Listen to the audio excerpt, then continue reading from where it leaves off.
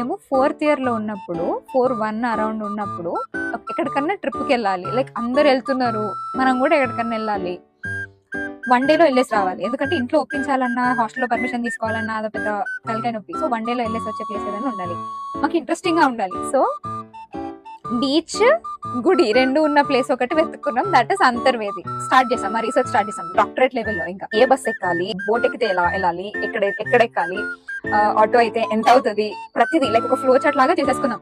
Next first step 1, step 2, step 3, ఈ step లో ఇంత డబ్బులు, ఈ స్టెప్ లో ఇంత డబ్బులు, ఎవ్రీథింగ్ వాస్ సార్టెడ్. అంటే పొద్దున్న బీచ్ కి వెళ్ళాం అనుకో అట్లా ఎండ దెబ్బ తగిలేస్తుంది, ట్యాన్ అయిపోతాము అని పొద్దున్న గుడికి వెళ్ళాలి, మనము పార్సల్స్ తెచ్చేసుకొని బీచ్ లో కూర్చొని తినేసేయాలి, ఈవినింగ్ వరకు అక్కడే చిల్ అవ్వాలి, ఫొటోస్ తీసుకోవాలి. ఇదంతా పర్ఫెక్ట్లీ ప్లాన్, పక్కా ప్లాన్ అన్నమాట. వెళ్దాం అనుకునేంత వరకు మేము ఎక్కడ అంతర్వేది అన్న ప్లేస్ వినలేదు, like we got it from Google.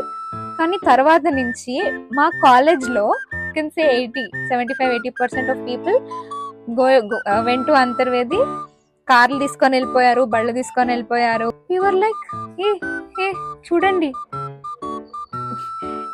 we don't even know why we didn't go. The moral of the story here is, మీరు ఎప్పుడైనా ఫ్రెండ్స్ ట్రిప్కి వెళ్దాం అనుకున్నప్పుడు లీవ్స్ కుదురుతున్నాయా, క్లాసెస్ బంక్ కొట్టినా పర్లేదా, ఎన్ని డేస్ వెళ్ళాలి, ఎలా వెళ్ళాలి, ఎలా రావాలి, కథం. అంతకు మించి మీరు ఇంకా ఏం ప్లాన్ చేసుకున్నా అది అవ్వదు. Think of a place, whoever is going, book the tickets or book the car and just go. That was the lesson for today, and I'll come back with new lessons. Bye.